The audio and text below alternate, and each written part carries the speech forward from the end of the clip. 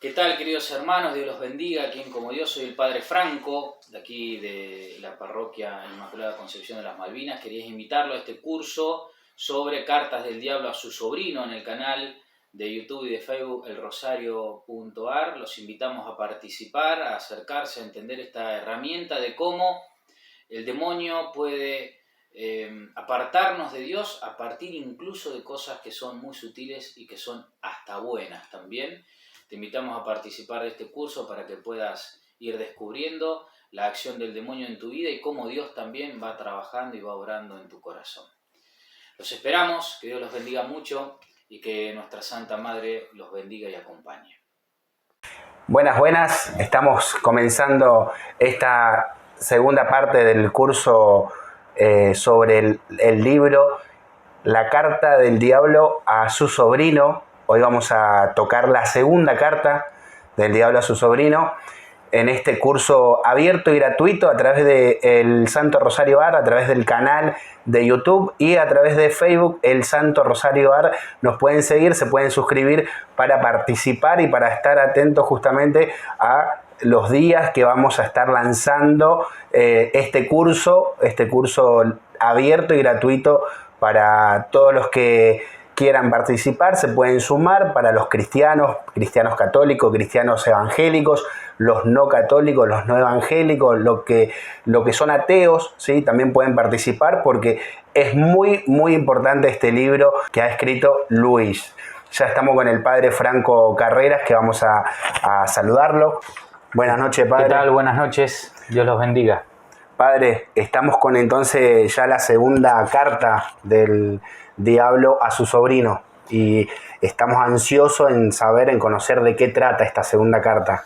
Bueno, sobre todo la segunda carta, Luis, lo que trata de plantear es el inicio de la vida del converso, es decir, cómo aquel que ha podido iniciar su camino de conversión con entusiasmo empieza a percibir dentro de la iglesia algunas cosas que tienen que ver con su carencia. Y cómo el demonio utiliza esas carencias que el neoconverso va a ir advirtiendo para ir desanimándolo e ir desacralizando su conversión. Entonces, lo que vamos a hacer es, como hicimos en la carta anterior, vamos a ir leyendo algunos fragmentos de la carta y vamos a ir analizándola para ir viendo un poco cuál es la psicología del demonio también y cómo actúa un poco en nuestra vida. Bien, lo primero que hace el autor es el demonio, ¿no? Escribirle a su sobrino diciendo: veo con verdadero disgusto que tu paciente, es decir, este hombre, se ha hecho cristiano. No te permitas la vana esperanza de que vas a conseguir librarle del castigo acostumbrado. De hecho, confío en que en tus mejores momentos ni siquiera querrías eludirlo. Mientras tanto, tenemos que hacer lo que podamos en vista de la situación. No hay que desesperar. Cientos de estos conversos adultos, tras una breve temporada en el campo del enemigo, es decir, en el campo de Dios, en la iglesia, han sido reclamados y están hoy con nosotros. Bueno, es importante esto, ¿no? Saber de que el demonio, como hemos dicho en la carta anterior, cuenta con tiempo y sabe verdaderamente, sabe que vos, que yo, que muchos de nosotros, que ya estamos caminando en la senda del Señor, en el camino de Dios, todavía, al ser una obra incompleta, podemos volver a caer. Y podemos seguir trabajando para el demonio incluso sin quererlo, sin conocerlo. Entonces lo que le dice el demonio acá a su sobrino es: tranquilo, porque he visto a muchos conversos que luego se van de la iglesia. ¿Y cuál es el motivo? Por el que terminan abandonando su fe, terminan abandonando su vida de oración, terminan olvidándose de eso hermoso que fueron descubriendo. Lo dice, enseguida dice: debido a que todos los hábitos del paciente, es decir, del converso, tanto mentales como corporales, están todavía de nuestra parte. Es decir, una persona cuando experimenta la conversión tiene que ir trabajando en los diversos aspectos de su vida espiritual. ¿Por qué? Porque todavía queda un remanente de hábitos que son profundamente mundanos. Deseos, gustos, recuerdos, sabores, sensaciones corporales incluso, que son los que el demonio va a utilizar para que la persona vaya de a poco siendo derrotada en ese pequeño entusiasmo. Por eso nosotros sabemos, y lo hemos dicho muchas veces, sobre todo en la dirección espiritual, cuando la hacemos con las personas que dirigimos, de que el entusiasmo nunca es buen consejero. Es decir, el entusiasmo nunca debe ser tenido como algo verdaderamente sostenible, como algo verdaderamente sólido. El entusiasmo es un ímpetu, es un puntapié, es la primera patada del partido, pero jamás debe ser entendido como un estado permanente. No es que ese entusiasmo primero es el que va a regir toda mi vida de fe. De hecho, por eso el profeta Isaías, cuando llama al pueblo, le dice: retornen al primer amor, vuelvan al primer amor, porque es verdaderamente un lugar al que tenemos que volver siempre de nuestra historia, esa primera conversión, ese primer entusiasmo para poder fomentar en nosotros el fervor, pero no es un estado permanente. Y es un estado volátil, que todavía ese estado tiene un peligro grande para el neoconverso, que es que el entusiasmo le hace creer de que ya se ha convertido, de que ha abandonado los viejos hábitos, de que ha dejado de tener las viejas necesidades, los viejos gustos, las viejas sensaciones o pretensiones. El entusiasmo ciega de tal manera al nuevo converso de que se cree que ya todo eso es parte del hombre viejo, ya ha sido superado, y en realidad está latente. Por eso lo que dice acá, el demonio le dice: bueno, todavía tenemos todo eso de nuestra parte, tranquilo, no te desesperes, porque tanto los hábitos mentales, corporales, todavía están de nuestra parte, todavía está, no ha sido evangelizado eso.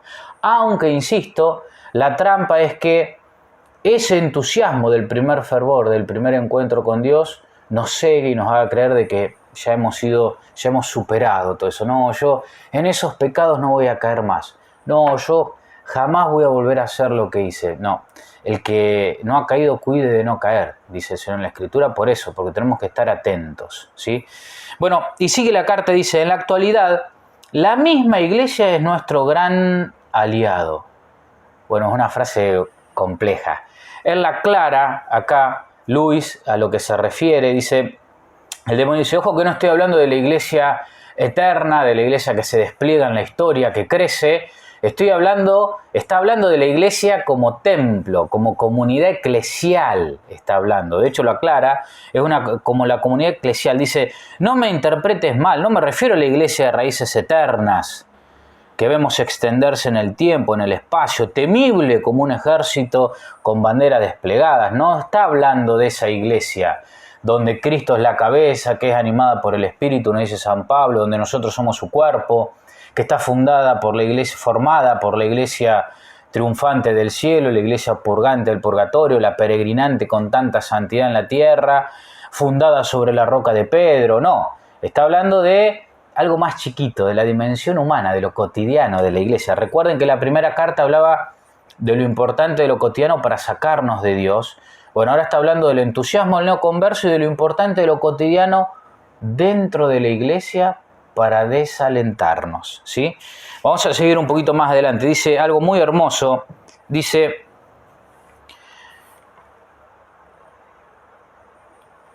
te trae en cuenta poner énfasis en estos vecinos, haciendo, por ejemplo, que el pensamiento de tu paciente pase rápidamente de expresiones como el cuerpo de Cristo a las caras de los que tienes sentado en el banco de al lado. Importa muy poco, por supuesto, la clase de personas que realmente haya en el banco. Puede que haya alguien en quien conozcas a un gran militante del bando del enemigo. Es decir, no importa quién esté al lado de la persona a la que vos tientes, del neoconverso. No importa incluso si hay un santo al lado de él.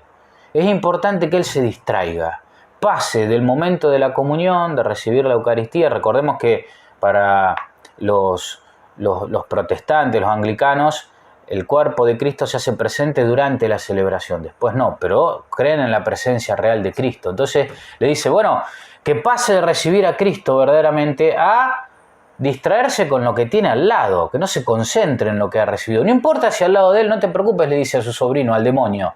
El demonio al otro demonio. No te preocupes si al lado hay un santo, que se distraiga. No importa. No importa porque tu paciente, gracias a nuestro Padre de las profundidades, es un insensato. Y con tal de que alguno de esos vecinos desafine al cantar y lleve botas que crujan o tenga papada o vista de modo extravagante, el paciente caerá con facilidad de que, por tanto, su religión tiene que ser en algún sentido ridícula. Es decir, no importa quién está al lado, porque como el neoconverso es un insensato todavía y se cree que ya está convertido, se cree que ya está salvado, la tarea del demonio, ¿cuál va a ser? Que pase de lo más sagrado de la comunión a distraerse con pequeñas cosas, con una persona que desafina el cantar, con una persona que no sabe las oraciones, con una persona que grita mucho cuando reza, con una persona que no se arrodilla al debido tiempo, con una persona que hace ademanes, que tose, con una persona desagradable, con rostro feo, con mirada fea, y va a mirar todo eso y va a decir, pero esto es ridículo, este lugar. Esto que está pasando acá es ridículo, porque yo soy mejor que esto. Entonces muchas veces se nos mete a nosotros en nuestra cabeza que cuando estamos en la misa o cuando estamos en alguna celebración estamos más pendientes de cómo se viste el de al lado, de cómo reza el de al lado, si es piadoso o no es piadoso, si está mirando una cosa, si el nenito que grita, que hace ruido. Todo eso tenemos que saber que son herramientas de Satanás, del demonio. ¿Para qué? Para sacarnos de la profundidad del espíritu que nos está envolviendo en la celebración. Dios nos está abrazando en la celebración litúrgica, estamos por recibir a Dios mismo y esas cosas las utiliza el demonio para que nosotros no entremos en la profundidad de nuestro corazón en una comunión permanente y perdamos de vista lo que realmente pasa en la celebración, que es el cielo en la tierra. Entonces renegamos por los chicos, renegamos por cómo se vino vestido esta, por cómo gritó aquel, nos reímos de un chiste que hizo alguno, ridiculizamos a alguno que está por caerse, que se quedó mucho tiempo arrodillado, que no sabe qué responder. Todo eso lo usa el demonio. Esas cosas chiquitas las usa Satanás para que el neoconverso, que se cree ya convertido, que se cree que su hombre viejo ha fracasado en él, ha muerto en él, empiece a tener una vida espiritual, superficial, soberbia y empieza a mirar más a los demás que a sí mismo, ¿sí? Esa trampa de la distracción. Pasamos de lo cotidiano de la vida, del hambre de la primera carta, a lo cotidiano de la celebración, de la iglesia. Y cómo a través de lo cotidiano el demonio nos saca de la profundidad de la oración y de la profundidad de la comunión. En la etapa que actualmente atraviesa el paciente, tiene una idea de que los cristianos, que considera muy espiritual, pero que en realidad es predominantemente gráfica, tiene la cabeza llena de togas, de sandalias, de armaduras y piernas descubiertas, y hasta el simple hecho de que las personas que hay en la iglesia lleven ropa moderna supone para él un auténtico, aunque inconsciente, dice, claro está, problema. Nunca permita que esto aflore a la superficie de su conciencia. No le permitas que llegue a preguntarse cómo esperaba que fuese. Por ahora, mantén sus ideas vagas y confusas y tendrás toda la eternidad para divertirte, provocando en él esa peculiar especie de lucidez que proporciona el infierno. Es decir, no permitas que él llegue a la conciencia de que en la iglesia va a haber pecadores, de que en la iglesia va a haber mal, de que si él, que es un neoconverso, puede estar en la celebración, ¿por qué no puede estar el que está al lado? Si él puede estar en la celebración, siendo una persona con deficiencias, con pecados, que ha vivido una historia de desencuentro con Dios, ¿por qué no puede estar ese niño que hace ruido, aquella persona que se viste llamativa, aquel que desafina, aquel que quiere llamar la atención? ¿Por qué no? ¿Por qué le produce todo eso un espanto? Siendo él también una persona que está dentro de ese mundo, forma parte de ese gran espanto del pecado. Pero dice, ojo, no hagas que él tome conciencia de que esto es normal, de que va a encontrar personas así porque él es como ellos. Porque si él se da cuenta que es como ellos, se va a dar cuenta de que la iglesia es un lugar en donde van las personas necesitadas de la salvación, de la redención y de la conversión, como él. Entonces ahí va a llegar a la humildad.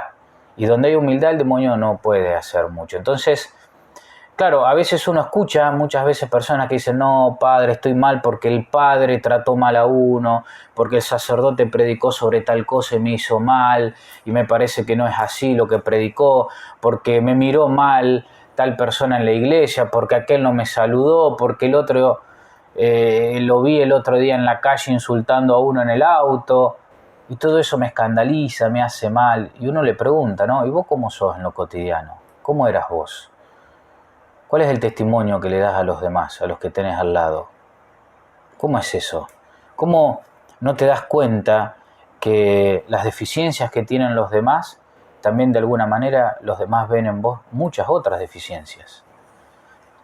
Bueno, ese pensamiento que a veces tenemos que tener, decir, bueno, todos somos pecadores, tener compasión sobre el otro, comprensión sobre el otro, el demonio no quiere que lo tengamos. Por eso a veces no nos damos cuenta de algo tan obvio como, y sí, el padre le puede errar, es pecador, y sí, el que tengo al lado, el del coro, también le puede errar, este que parece tan piadoso también un día se puede enojar, aquel que parece una persona tan atenta y tan buena un día no me puede advertir, y sí, ¿cómo no va a pasar? Si somos frágiles, somos pecadores, ¿cómo ese pensamiento tan lúcido, tan normal, a veces no nos viene a la cabeza?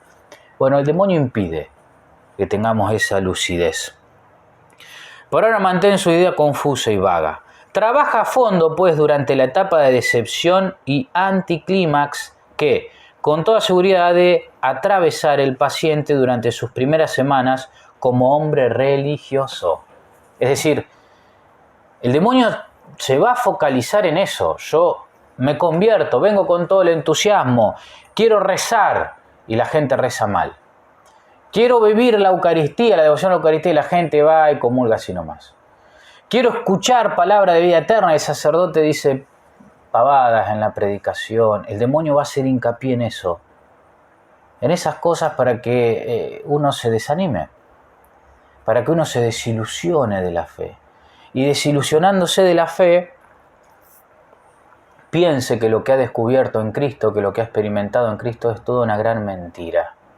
Y a través de esa decepción puede alejarse. El demonio es muy inteligente, porque es un ser inteligente, y sabe que nosotros, los seres humanos, somos muy rápidos para buscar excusas para no cumplir con el deber que tenemos que cumplir, para no convertirnos. Lo hemos dicho muchas veces, la trinchera del cobarde es la excusa. La excusa es la trinchera del cobarde. Y nosotros, los seres humanos, somos la especie más cobarde por antonomasia. Porque nos gusta escondernos. Es lo que hizo Adán y Eva cuando pecaron, se escondieron. Bueno, el demonio lo sabe eso. Entonces, ¿qué dice? Trabajá sobre esas cosas, que se decepcione. Que se decepcione de su comunidad, que se decepcione de la gente que está ahí adentro, que se decepcione del cura, que se decepcione de los religiosos y católicos y cristianos que tiene al lado. Que se decepcione. Y a través de esa decepción, indirectamente se va a decepcionar de aquel con quien nunca puede decepcionarse, porque nunca nos decepciona, que es Dios. Seguimos un poquito más. Dice, al desear su libertad, el enemigo renuncia, o sea, Dios renuncia, al desear la libertad del hombre, Dios quiere que seamos libres. Por eso no nos mete miedo de la fe. Al desear su libertad, el enemigo renuncia, o sea, Dios renuncia consecuentemente a la posibilidad de guiarle por medio de aficiones y costumbres propias a cualquiera de los objetivos que Él le propone. Les deja que hagan por sí solos. Muchas veces esto tenemos que tenerlo en cuenta. Dios nos quiere libres. A veces decimos, Señor, ¿por qué no tengo las cosas más fáciles? ¿Por qué no tengo la comunidad ideal? ¿Por qué no tengo el sacerdote ideal? ¿Por qué no tengo el esposo ideal, la esposa ideal, los hijos ideales? ¿Por qué no tengo el trabajo ideal? ¿Por qué? ¿Por qué no me abrís los caminos que yo quiero? Porque si el Señor haría eso, te quitaría la libertad. Serías una marioneta. Sería una marioneta que solamente podrías ir por un solo camino, que es el camino que te traza a Él. Y serías incapaz de amarlo. Y el demonio le dice a su sobrino, ojo porque Dios con tal de que ellos mantengan su libertad, porque Dios quiere que los ame, incluso va a correr el riesgo de que el camino de la fe la transiten por sí solos, que hagan su camino propio. Y eso es maravilloso, porque en el camino de la fe no hay un solo camino.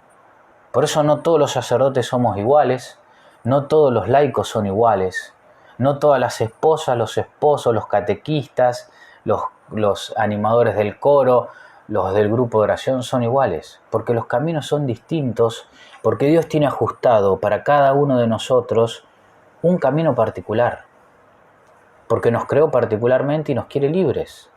El demonio sabe que Dios nos quiere libre, entonces ¿qué va a hacer? Nos va a confundir en nuestras elecciones. Va a hacer que confundamos libertinaje con libertad.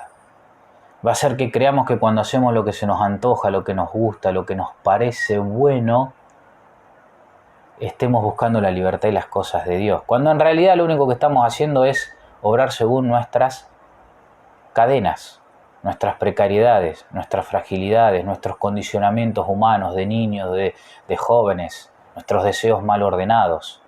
Entonces dice, mirá que Dios, le dice el demonio, mirá que Dios cuenta con esa libertad y los va a dejar hacer su camino. ¿Por qué? Porque el que realiza su camino entra en una lógica de amor tan fuerte que no lo rompe nada. Pero ahí en el medio nosotros podemos trabajar mucho, desde la decepción de los que tiene alrededor, de la decepción de su fe, creyéndose él ya converso, perfecto. Ahí está la oportunidad, pero también tenlo presente nuestro peligro, dice el demonio. Ahí está la oportunidad. La libertad, en que Dios le deje la libertad, está la oportunidad para poder sacarlo de Dios, para poder distraerlo. Porque eso es lo que hace el demonio. Pero también dice el demonio, ahí nos puede ganar Dios, porque si la persona transita ese camino con libertad, su relación con Dios va a ser tan grande y su conversión va a ser tan firme y fuerte que no va a dudar nunca de Dios, ni de su cercanía, ni de su confianza.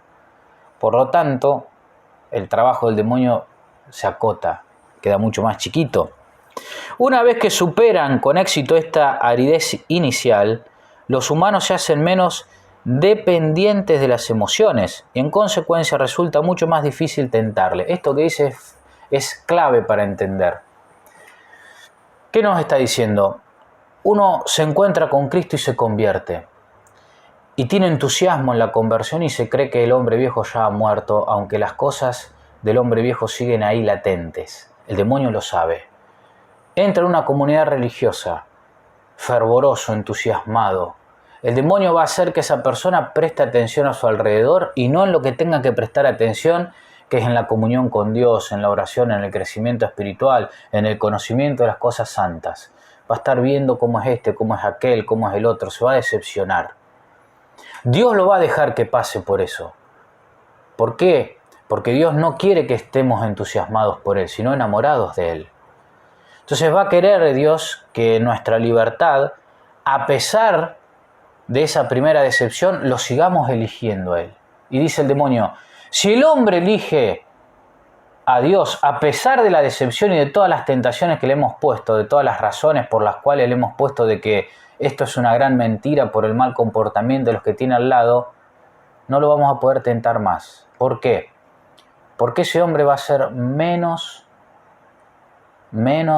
dependiente de sus emociones, ¿sí? Vieron que a veces encontramos en nuestra primera conversión o en esos primeros cristianos que sienten a Dios, sienten su paz, sienten consuelos espirituales. Eso Dios te lo da al principio para que te aferres de Él y experimentes su presencia. Después Dios te lo quita, para que no seas un cristiano de emoción, sino de corazón. Entonces esas emociones que son temporales se van. Lo que queda es la elección, el amor. Y Dios apunta a eso. Entonces, cuando tengamos esa aridez de que no siento a Dios, de que no experimento su consuelo, de que no experimento, ahí es donde más fe tenemos. Donde más crece nuestra fe. A veces nosotros creemos que nuestra fe crece cuando siento las cosas de Dios. No. Ahí lo que ha crecido es nuestra emotividad. Crece más nuestra fe cuando no sentimos nada. ¿Por qué? Porque la fe, dice la Escritura, es la certeza de lo que no se ve. La vista, para la Sagrada Escritura, es el resumen de todos los sentidos. Es como si el apóstol diría, la fe es la certeza de lo que no se ve, de lo que no se gusta, de lo que no se huele, de lo que no se escucha, de lo que no se percibe, de lo que no se siente. En esa carencia absoluta de sentido, de conocimiento sensorial, se hace presente Dios. Porque aunque no veo, aunque no entiendo, aunque no siento, sé que estás. Opto por vos, te sigo amando, sigo perseverando en la fe. Recuerden que la Escritura dice, por la perseverancia salvarán sus vidas, dice Jesús. Entonces, ¿qué le dice el demonio a su sobrino? ¡Ojo! Porque ahí, si él pasa ese primer escollo, por el lado de las emociones, de sentirse atraído, de sentirse bien, de sentirse cómodo, de sentirse querido, de sentirse satisfecho, no lo vamos a poder tentar más, vamos a perder una gran posibilidad. Por eso Dios también nos da consuelos y nos los saca. Entonces, cuando uno se siente en aridez, no es que está perdiendo la fe, está creciendo la fe. Todo lo contrario a lo que uno cree. El demonio nos va a meter el pensamiento de que, claro, Dios desapareció, está solo. Al final la fe que tenías no era verdad, ya no lo sentís más. Dios ya no está más en tu vida. Careciste de fe, nos mete la desesperanza. No, todo lo contrario. Mientras menos siento, mayor capacidad de elección en libertad tengo y mayor capacidad de amar. Más se ensancha mi corazón, más se fortalece mi voluntad, más se fortalece mi convicción y más crece mi fe. Porque no tengo para agarrarme de otro lado más que de lo que he experimentado. De la confianza en que Él sigue estando y está. Es maravilloso esto y es hermoso para entender cómo crece nuestra fe. Cuanto te he escrito hasta ahora se basa en la suposición de que las personas del banco vecino, miren que sigue hablando de lo cotidiano en la celebración del banco vecino, no le den motivos racionales para que el paciente se sienta decepcionado. O sea, sean solo emociones, ¿sí? Por supuesto, si se los dan, si el paciente sabe que la mujer del sombrero ridículo es una jugadora empedernida de brígued y que el hombre que está con botas rechinadas es un avaro y un chantajista, tu trabajo resultará mucho más fácil. En tal caso, te basta con evitar que se le pase por la cabeza esta pregunta. Mire, es decir, mientras el converso o nosotros miremos a nuestro alrededor y veamos pecado, y en vez de ser compasivos y solidarios en el pecado, porque todos somos pecadores, juzguemos, el demonio va a haber hecho su obra. Porque en nuestro corazón lo que va a estar es, mirá, si son todos hipócritas acá, son todos pecadores, al final ¿quiénes son estos que van a la iglesia? Van tanto a la iglesia, tanto rezan, tanto dicen, y el demonio utiliza eso para retrasar nuestra conversión o para dejarla. Miren lo que dice, que no se le pase por la cabeza esta pregunta, si yo, siendo como soy, me puedo considerar un cristiano, ¿por qué los diferentes vicios de las personas que ocupan los bancos vecinos habrían de probar que su religión es pura hipocresía y puro formalismo?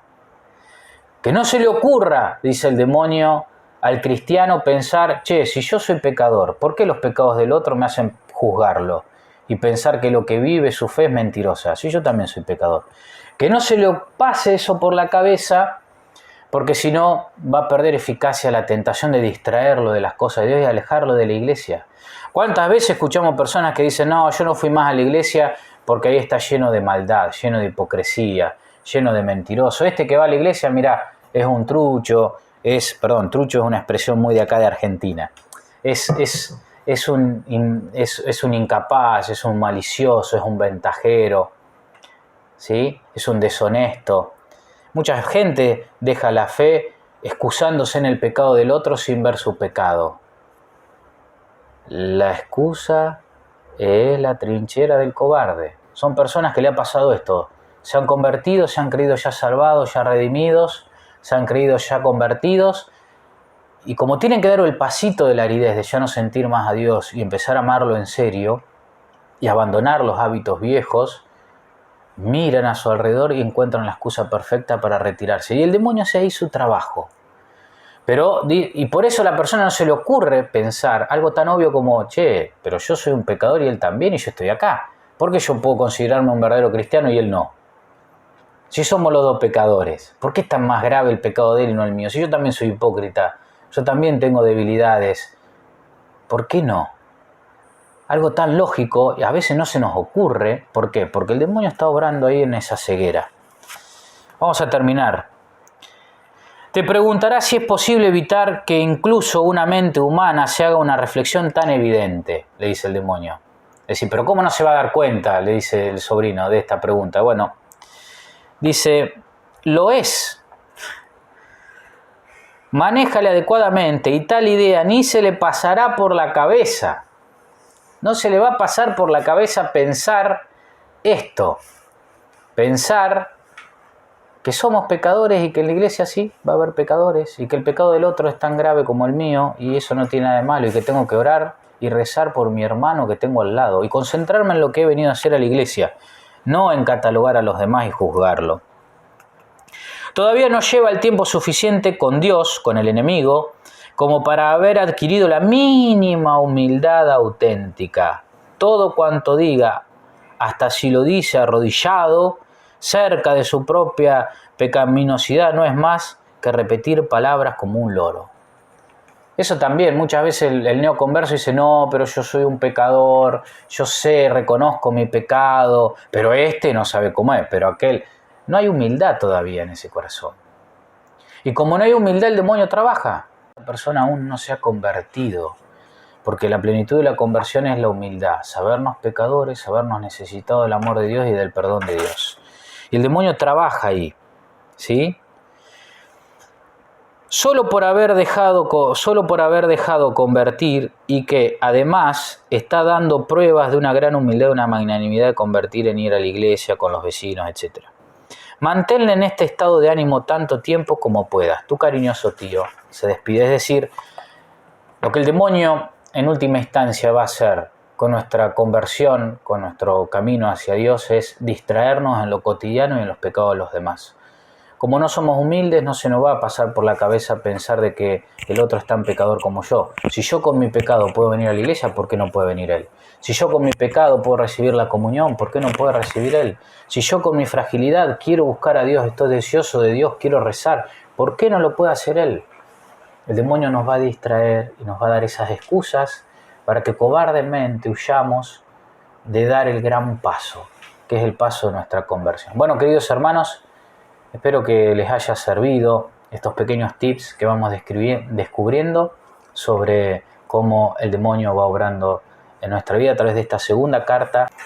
Bueno, así le teníamos al padre Franco compartiendo esta segunda carta del diablo a su sobrino. Interesante un poquito lo que decía el padre, cómo dentro de la iglesia está el demonio actuando en nosotros, con las distracciones, padre. El tema de las distracciones, cómo nosotros podemos combatir esas distracciones. Bueno, en primer lugar tenemos que saber que sí, el demonio también está dentro de un templo, tentando. No es que el demonio huye despavorido del templo, sino que dentro del templo, aunque sufre por estar cerca de lo sagrado, prefiere sufrir y padecer ese sufrimiento espiritual del demonio con tal de que no nos acerquemos a Dios por odio a Dios, porque nosotros no les importamos. Cuando uno suele entrar a una iglesia hay una puerta que es anterior a la puerta de ingreso, a la puerta que se llama atrio. Ese atrio está puesto para dividir el lugar profano del lugar sagrado y para preparar nuestro espíritu, sabiendo de que psicológicamente, espiritualmente entramos a otro ámbito, a otro lugar. Y cuando cruzamos la puerta vemos algo, una pila de agua bendita. Entonces lo primero que hacemos es santiguarnos con el agua bendita, que ustedes saben que el agua bendita como sacramental rechaza las acechanzas del enemigo, entonces ahí ya tenemos un primer paso para rechazar esas distracciones adentro de la misa, ¿sí? Adentro de la celebración, el agua bendita con la señal de la cruz. Llegamos y hacemos la genuflexión, que es un saludo a Dios, es decir, enseguida nos focalizamos en lo más importante del templo, que es la presencia de Dios en la Eucaristía para los católicos, o en la presencia de Dios allí en una imagen, por ejemplo, si es que no está el Santísimo. La imagen nos remite a Dios, nos mueve, nos recuerda, ¿sí? Eso nos ayuda. Nos va a ayudar mucho llegar un ratito antes de la celebración, no a las apuradas. Llegar un ratito antes, ponernos de rodillas, hacer una oración, repasar nuestro día hasta ese día de la misa. Así durante la misa no se me aparece que tengo que pagar la luz, que tengo que pagar, que también son distracciones que el demonio utiliza, preocupaciones. Rezar un rato antes de la misa y tratar en la medida de lo posible de estar durante la misa con recogimiento, cantando las canciones, respondiendo la parte que le toca al laico, cerrar los ojos durante la predicación, durante la misa, durante las oraciones, tratar de estar consciente y pensar cada palabra que vamos diciendo en las respuestas y en el Padre Nuestro, sobre todo como una oración muy potente, tener una actitud piadosa de recogimiento con nuestra corporalidad, también, ¿no? Con nuestro cuerpo, ¿sí? No es lo mismo estar tirado, desparramado en el banco que estar con los pies bien apoyados en el piso, con las manos arriba de las rodillas, o parado bien firme, tratando de tener una actitud piadosa con las manos recogidas, juntas, cerrando los ojos, tratando de escuchar, de activar el oído sobre todo, ¿sí? Porque muchas de las distracciones aparecen por la vista. Esas son todas pequeños tips que nos pueden ayudar, pero sobre todo en el camino hacia la iglesia, ser consciente de que voy hacia algo sagrado, a encontrarme con Dios. No voy a cumplir con un precepto, no voy a cumplir con una actividad, no voy a cumplir con el sacerdote para que me vea, no voy a conformar a mi esposo, a mi esposa, a mis amigos de que estoy allá, ni a la comunidad, sino simplemente voy a encontrarme con Dios. Y en el momento de la comunión, ir caminando pausadamente, haciendo algunas jaculatorias. Señor mío, hazme que te reciba con un corazón puro. Jesús manso y humilde de corazón, hace mi corazón semejante al tuyo.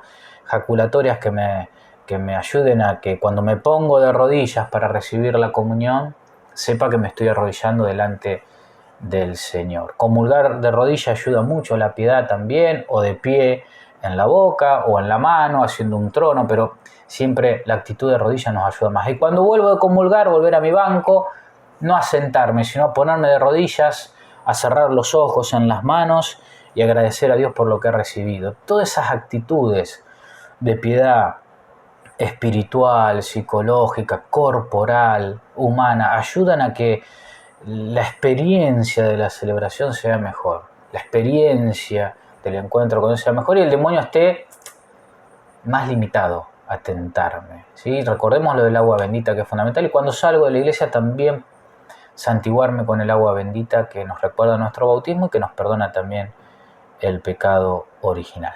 Bueno, otra pregunta, padre. ¿Cómo nos damos cuenta de nuestra conversión? Bien, lo primero que tenemos que saber es que no es un momento la conversión. Nosotros muchas veces decimos de modo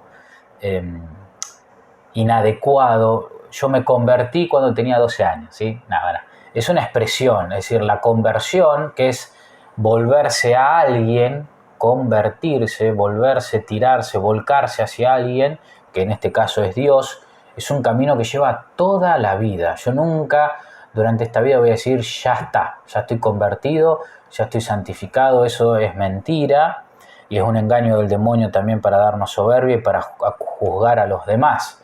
La conversión es un camino permanente y siempre. Si hay un momento, hay hitos en nuestra historia donde nos hemos acercado a Dios, hemos dado pasos grandes hacia la fe que nos pueden ayudar. Por ejemplo, cuando me confesé por primera vez, cuando empecé a venir a la misa todos los domingos, cuando empecé a ayudar en una tarea en la parroquia, cuando empecé a ir a los cursos de formación, cuando formé parte de un curso de un curso, cuando formé parte del grupo juvenil. O sea, hay momentos, hay hitos en nuestra historia, en nuestra relación con Dios, que nosotros la podemos englobar como momentos de transformación, ¿sí? Donde hemos percibido que Dios algo cambió en nosotros. Pero eso no significa que no hemos convertido, significa que en este caminar hacia la conversión, Dios nos ha mostrado un fruto en nuestra alma.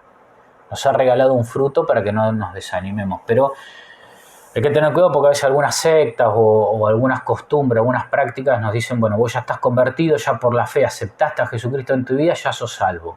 Bueno, eso no es real. Santiago nos dice, muéstrame tu fe sin obras, que yo por mis obras te mostraré mi fe.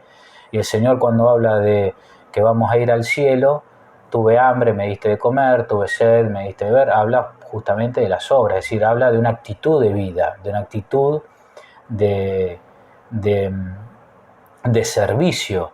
Bienaventurados los que buscan la paz, porque serán llamados hijos de Dios. Ahí habla de toda una actitud de vida. Bienaventurados los pobres, porque serán saciados. Bienaventurados los afligidos, porque serán consolados. No habla de un momento de aflicción, los afligidos. Es decir, es una actitud de vida, es un camino de vida. Y en ese camino de vida, cuando llegue al final de nuestros días, vamos a saber que nuestra salvación es cierta cuando podamos contemplar los ojos de la Virgen, que nos va a recibir en el cielo y nos va a guiar hacia su Hijo Jesús. Y vamos a tener la certeza de que realmente hemos estado en el cielo. Nos va a recibir la Virgen porque es la criatura que está en el cielo, glorificada, la más cercana a nosotros. Y después vamos a estar en cercanía de Dios. Así que la conversión es un trabajo, es una tarea, es un don de Dios, es una tarea de toda la vida, no es un momento puntual. Es una tarea, es un camino todavía que está marcado por hitos, por momentos, ¿sí? Fundacionales, por momentos de encuentro profundo con Dios y donde Dios nos muestra su fruto de conversión. Les invitamos a que compartan estos contenidos, estas enseñanzas del Padre Franco con sus grupos para poder llegar a más almas y que puedan lograr llegar al conocimiento de la verdad.